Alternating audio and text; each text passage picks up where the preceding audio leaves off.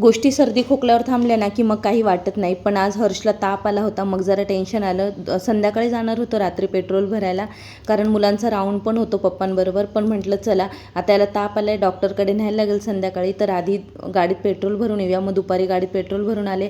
त्याच्यानंतर दुपारच्या जेवणाचे वगैरे जे काही भांडे घासले होते सकाळपासूनचे ते सगळे लावून घेतले.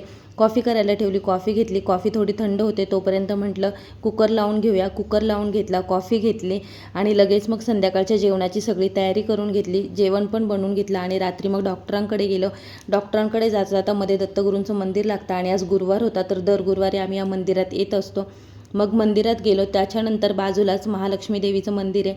मग देवीच्या मंदिरात गेलो, तिथे खूप छान आरती होती आणि नवरात्रामुळे डेकोरेशन तर खूपच छान केलं होतं.